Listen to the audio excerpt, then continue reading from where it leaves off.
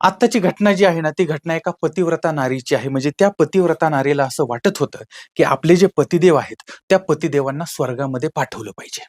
आणि त्यासाठी ती भरपूर प्रयत्न करत होती. त्यासाठी तिनं योजना आखलेल्या होत्या आणि याच्यामध्ये सर्वप्रथम तिनं त्या पतिदेवांच्या जेवणामध्ये काही गोळ्या मिसळलेल्या होत्या. पण तरीही पतिदेव काही स्वर्गवासी झाले नाहीत. त्यानंतर मग तिनं त्या पतिदेवांचा गळा आवळला. गळा आवळला तरी सुद्धा ते स्वर्गवासी काही झाले नाहीत. त्यानंतर मग आता काय करायचं, काय करायचं? तिला तर प्रचंड पतिदेवांना स्वर्गात पाठवण्याची इच्छा होती आणि त्यामुळे मग तिनं त्या पतीचे जे प्रायव्हेट पार्ट होते, तर त्या प्रायव्हेट पार्टला करंट दिला आणि पतिदेवांना स्वर्गात पाठवण्याची तिनं योजना केली. पण तरी सुद्धा ते स्वर्गवासी झाले नाहीत आणि त्यानंतर मग त्या ठिकाणी पडलेला दांडा होता, तो दांडा घेतला आणि त्या दांड्याच्या माध्यमातून तिनं पतिदेवांना स्वर्गामध्ये पाठवलं होतं. तर अशा पद्धतीनं ही जी घटना आहे, ती घटना आपल्या समोर आलेली होती. पण हिचा जो काही कट होता, हिची जी काही योजना होती, ती पोलिसांनी उधळून लावलेली होती. आता ते कसं उधळलं, काय झालं, ही घटना कुठं घडली होती, हे सगळं आपल्याला आजच्या भागामध्ये बघायचं आहे आणि त्यासाठी आपल्याला जायचं आहे दक्षिण दिल्ली या भागामध्ये. तर त्या ठिकाणचं रतिया मार्ग आहे, त्या भागातील संगम विहार हा परिसर आहे. आता या परिसरामध्ये एक बांधकाम व्यावसायिक राहत आहेत, त्यांचं नाव आहे मुन्नालाल. आता मुन्नालाल जे आहेत, त्यांचं वय साधारण 55 वर्षाचं आहे आणि चांगल्या पद्धतीनं त्यांचं एक प्रस्थ त्या भागामध्ये आहे. आता त्यांच्या पत्नी आहेत, त्यांचं नाव आहे मंजू देवी उर्फ नजिया. तर यांचं वय साधारण 45च्या आसपासचं आहे.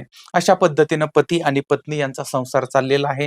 पती काम करतो आहे आणि सगळं काही सुरळीत सुरू आहे, असं दिसत होतं, असं वाटत होतं. पण तारीख होती 10 ऑगस्ट 2026. वेळ साधारण पहाटेच्या 5ची झालेली होती आणि यावेळेस पोलिसांना अशी माहिती मिळाली, की त्या संगम विहारमध्ये एक हत्या करण्यात आलेली आहे किंवा एक मृत्यू झालेला आहे आणि हे कळल्यानंतर पोलीस त्या ठिकाणी पोहोचले. तर तो मृत्यू जो आहे तो मुन्नालाल यांचा झालेला होता आणि मुन्नालाल जे आहेत ते रक्ताच्या थारोळ्यामध्ये कोसळलेले होते, पडलेले होते आणि मग त्यांना एम्स रुग्णालयामध्ये दाखल करण्यात आलं होतं आणि त्या ठिकाणी डॉक्टरांनी त्यांना मृत घोषित केलेलं होतं. आता एका बाजूला आता त्यांची बॉडी जी आहे ती पोस्टमॉर्टमला पाठवलेली आहे आणि दुसऱ्या बाजूला यांच्या घराचं ज्यावेळेस पोलिसांनी सर्वेक्षण केलं, पंचनामा केला, त्यावेळेस घरामध्ये सगळं साहित्य, सगळ्या गोष्टी अस्ताव्यस्त पडलेल्या होत्या आणि घराचा जो म्हणजे घराचे काही वस्तू, कपडे-बिपडे इकडे-तिकडे पडले होते. त्यानंतर ड्रॉवर जो असतो तो कपाटाचा वगैरे तो सुद्धा उघडा होता. अशा पद्धतीनं घराची अवस्था होती. घरामध्ये कोणीतरी बाहेरून रात्रीचं आलं, चोरी केली आणि त्या चोरांना यांना विरोध केला आणि त्यामुळे त्यांची हत्या झाली, हे सर्वप्रथम जाणवत होतं, प्रथमदर्शनी दिसत होतं. आता यावेळेस मग पोलिसांनी त्या पत्नीचा जबाब घ्यायला सुरुवात केली होती. त्यावेळेस मग तिनं आता ती ऑलरेडी पतीचं निधन झाल्यामुळे ती मोठमोठ्यानं रडत होती, ओरडत होती आणि पोलीस तिला विचारत होते आणि त्यावेळेस मग तिनं सांगितलं, की टेरेसवरून काही 4-2 लोकं आली असतील, चोर आले असतील आणि त्या चोरांनी पतिदेवांवरती हल्ला केला आणि त्यानंतर पतिदेवांचा मृत्यू झाला. चोरी करत होते आणि त्यावेळेस पतिदेवांनी त्याला विरोध केला आणि विरोध केल्यामुळे मग त्यांनी त्यांच्यावरती हल्ला केला आणि अशा पद्धतीने ही सगळी घटना घडलेली आहे. पण आता इकडं पत्नीनं जे काय आहे ते सगळं सांगितलं. पण पोलिसांच्या मनामध्ये मात्र संशय होता, शंका होती. कारण ज्यावेळेस ही बॉडी पोस्टमॉर्टमला पाठवली आणि त्यावेळेस त्या ठिकाणी धक्कादायक बाबी समोर आल्या होत्या. एक म्हणजे त्या व्यक्तीला कुठल्यातरी बोथट वस्तूनं मारहाण करण्यात आली, दांडकं वगैरे अशा गोष्टीने. त्यानंतर त्या पतीचा मुन्ना मुन्ना जे आहेत त्यांचा गळा आवळण्यात आला होता. तर समजा हे चोर घरात शिरला आणि चोरानं त्यांच्यावरती दांडक्यानं वार केला किंवा त्यानं गळा आवळला वगैरे हे आपण समजू शकतो.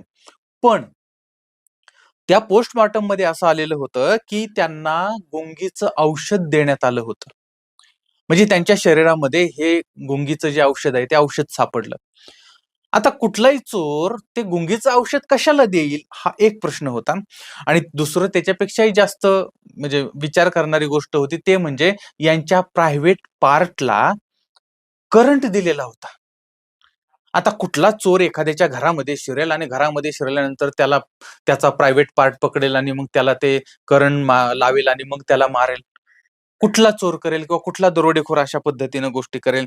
आणि त्यामुळे पोलिसांच्या मनामध्ये संशय आला, की ही जी पतिव्रता नारी आहे, ती नारीच काहीतरी लपवते आहे. आणि त्यानंतर पोलिसांनी नीट पाहिलं तर ती पत्नी जी आहे, तिच्या बोलण्यामध्ये विसंगती होती. त्यानंतर तिचं जे रडणं होतं, ते रडणं नौटंकी वाटत होतं आणि दुःखापेक्षाही देखावा ही जास्त करत होती.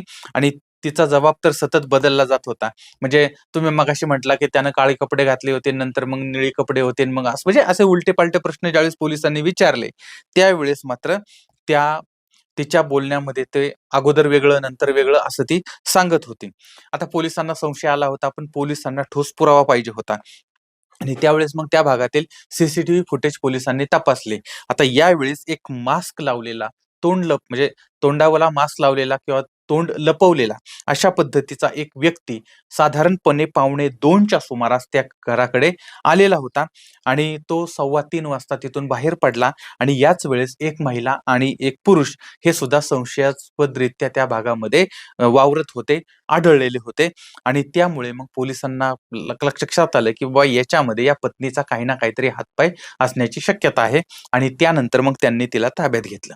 ताब्यात घेतल्यानंतर मग मी कशाला मारू, माझे पती होते, असं होतं, तसं होतं, हे सगळं सांगितलं.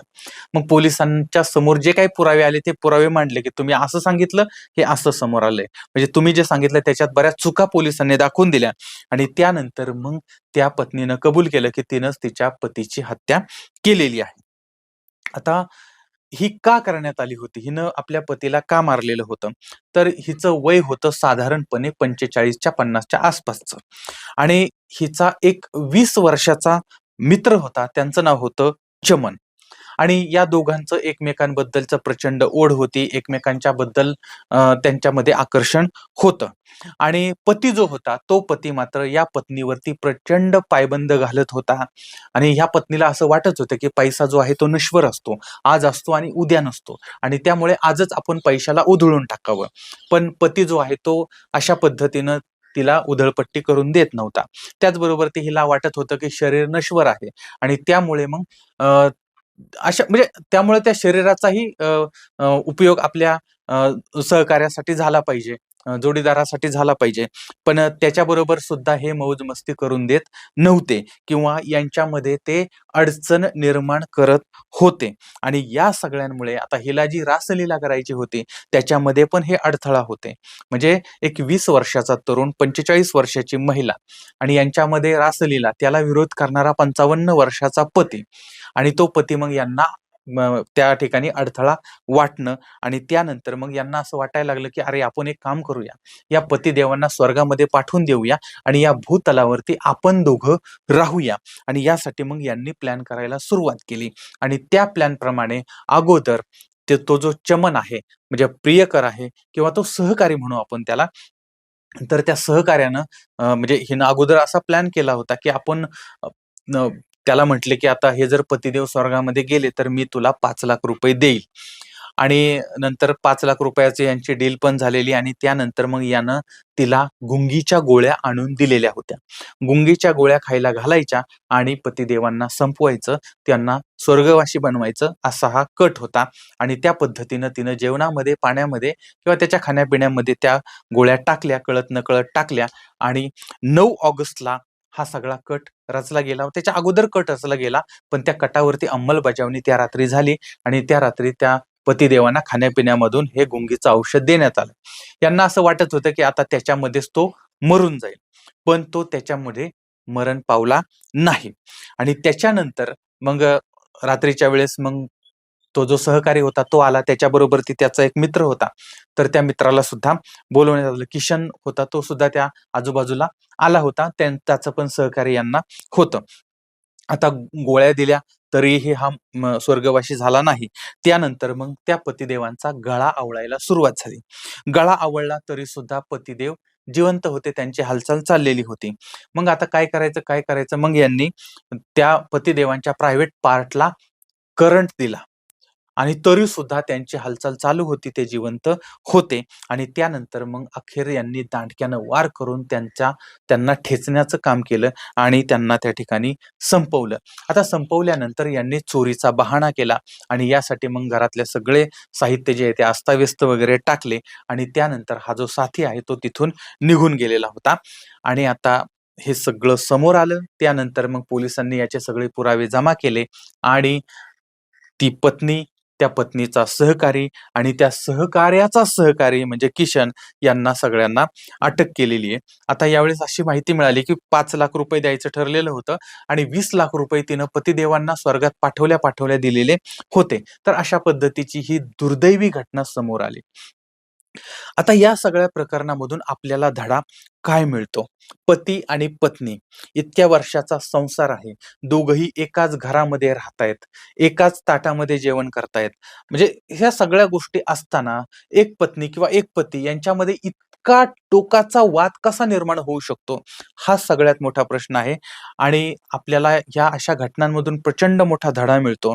एक म्हणजे संसार काय असतो हे पहिलं समजून घेतलं पाहिजे.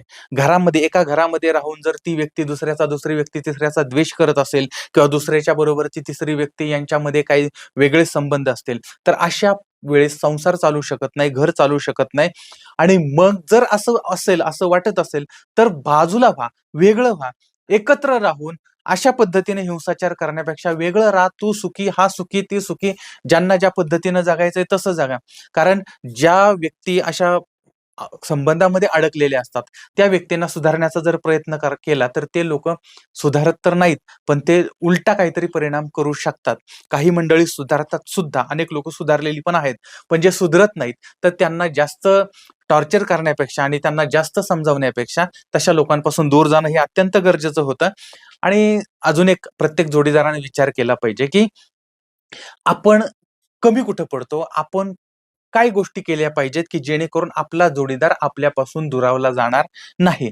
आणि कुणालाही म्हणजे काय होतं माहितीये का, ज्यावेळेस मनामध्ये निर्माण होतं, की एखाद्या व्यक्तीला हिंसाचारानं संपवणं, एखाद्या व्यक्तीला असं करणं.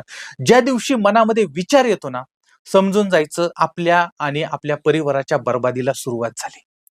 एकतर बाहेर आपल्या जोडीदाराशी सोडून बाहेर कुठल्या व्यक्तीबरोबरती जर संबंध जोडणं, हा व्यभिचार आहेच, पण तो गुन्हा सुद्धा आहे आणि त्याचा परिणाम असा होतो, की पुढचा परिवार आणि त्या पिढ्या या सगळ्यांना ते भोगावं लागतं. त्याच्यामुळे पाऊल चुकीचं पडलं, की समजून जायचं बरबादीला सुरुवात झाली आणि मनामध्ये जर हिंसाचाराचा विचार आला, तर ती बरबादी लवकर आता समोर येणार आहे, हेही समजून जायचं आणि त्यामुळे पहिली गोष्ट चुकीचं पाऊल टाकायचं नाही आणि जर ते पडलं, तर ते लवकर सुधारण्याचा प्रयत्न करायचा.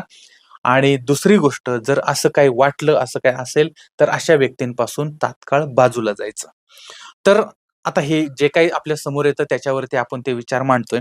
आता ही घटना जी माध्यमातून समोर आली ती तुमच्या समोर मांडली. याच्यामध्ये काही नवीन वेगळी माहिती आपल्या समोर येऊ शकते. पण या घटना आपल्याला शिकवून जातात. ज्याला शिकायचंय त्याने शिकवून घ्यायचं असतं. केवळ टाईमपास म्हणून या घटना तुम्ही पाहू नका. तर हे रिअल घडलेलं आहे. कोणाचा तरी जीव गेलेला आहे आणि काहीतरी असं भयंकर घडलेलं आहे, ज्याच्यातनं हे समोर आलेलं आहे. तर आता याबद्दल तुमचं काय मत आहे ते सुद्धा मला जरूर कळवा. पुन्हा भेटूया पुढच्या भागामध्ये एका नवीन विषयासह. तोपर्यंत धन्यवाद.